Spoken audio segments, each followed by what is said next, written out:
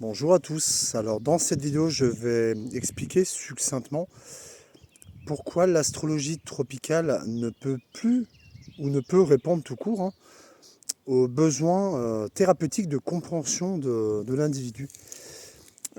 Pour commencer, il faut comprendre, et c'est la principale objection que nous avons lorsque nous discutons avec des astrologues loyalistes, si je puis dire, à cette méthodologie. Ils vont vous dire, et je trouve qu'il y a un réel manque d'ouverture sur le sujet, que l'astrologie tropicale n'utilise pas les constellations, mais des signes inspirés des constellations originales.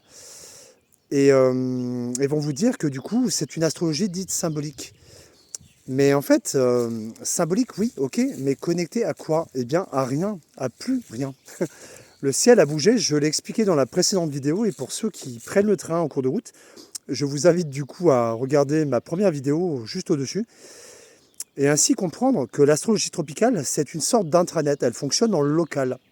C'est-à-dire que comme elle n'est plus connectée à un réseau ou à l'extérieur et donc à l'univers, elle fonctionne, oui, certains s'y retrouveront, oui, puisqu'en fait je vais expliquer pourquoi.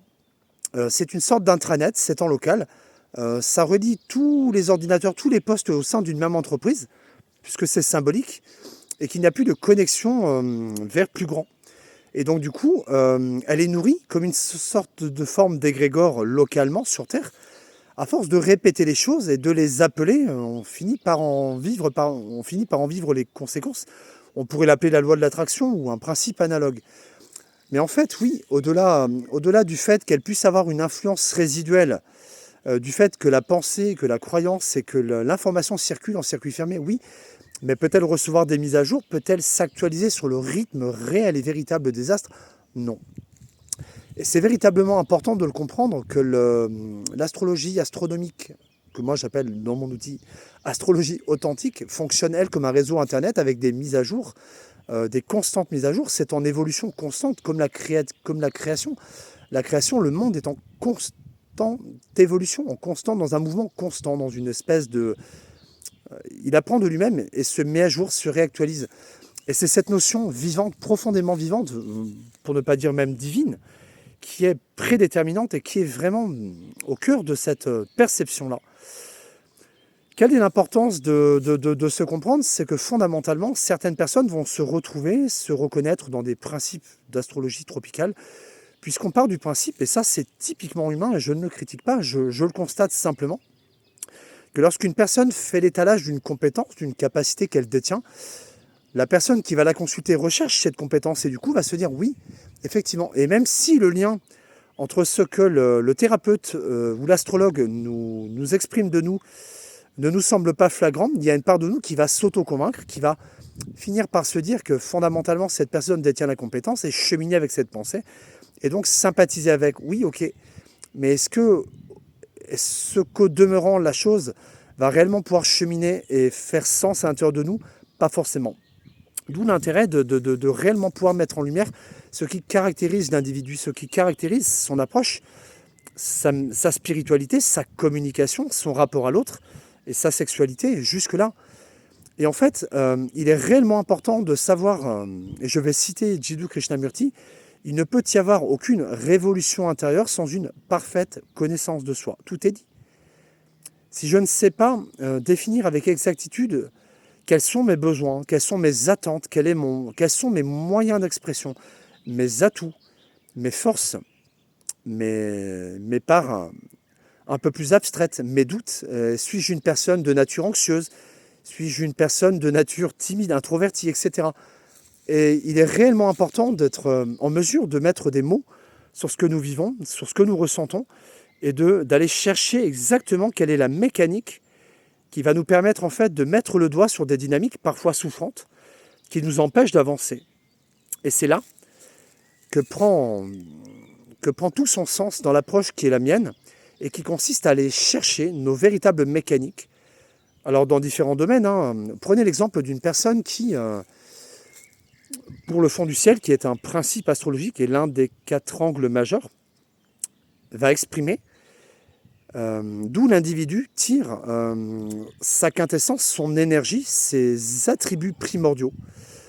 Prenez une personne qui aurait son fond du ciel en maison 2, elle aura besoin de sécurité matérielle, de sécurité émotionnelle, et quoi qu'on en dise, c'est là. Elle aura beau chercher à se dépasser, à se suradapter, à aller chercher des outils et des artifices en elle, pour compenser en fait cette peur instinctive en elle de manquer. Si elle n'est pas heureuse dans son foyer, dans son ménage, dans sa relation avec ses enfants, aura de profondes difficultés à aller chercher des ressources et à aller se manifester dans le pan inversé du fond du ciel, qui est le milieu du ciel, qui est notre rapport et notre rapport à la société et ce que nous pouvons apporter à celle-ci. Comprenez bien qu'une personne qui ne sait pas qu'elle a besoin de ressources matérielles qui lui permettent de se tranquilliser, de lâcher prise avec certaines mécaniques, comment voulez-vous que cette personne puisse faire, en fait, si elle ignore ce pan? Si cette personne ignore qu'elle a besoin de se poser, de savoir que l'argent rentre, elle pourra payer ses factures, etc., se poser avec ça. Si cette personne arrive à se tranquilliser à cet endroit-là, à savoir que l'argent rentre, que les factures seront payées, que ses charges seront honorées, que son loyer sera payé, elle pourra enfin se prendre par la main, s'accompagner et de donner ce qu'elle a à donner et s'expandre, qui s'exprimera à travers une autre maison, qui est la maison 10, 8, 10, 11, peu importe où tombe cette maison, où tombe le milieu du ciel dans un thème. Pareil, encore une fois, l'astrologie tropicale le fixe en maison 10, non, en fonction du thème de l'individu.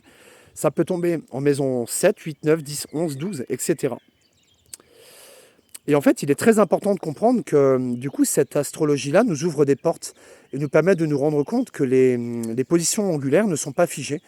Le fond du ciel n'est pas systématiquement en maison 4. Le milieu du ciel n'est pas forcément en maison 10, en maison 10, etc. Ce qui nous ouvre de nouvelles perspectives et de pouvoir comprendre pourquoi, à la lecture de certains thèmes faits d'une manière traditionnelle, nous ne pouvons en aucun cas nous retrouver dans cette approche. Et c'est là qu'il importe de regarder et de se connecter à un outil qui, lui, nous connecte aux astres et nous permet de nous connecter à la quintessence même de l'univers. Et c'est là tout l'intérêt d'une astrologie authentique, véridique, une astrologie très signe, connectée sur les véritables dates de transit solaire, sur les véritables dates à travers lesquelles le Soleil traverse réellement et de manière observable avec un télescope, ou des outils tels que des planétariums qui nous permettent de vérifier où se trouve le Soleil dans chaque constellation, à chaque instant. Voilà en quoi cet outil est réellement pertinent et nous permet de réellement nous connaître. À très bientôt.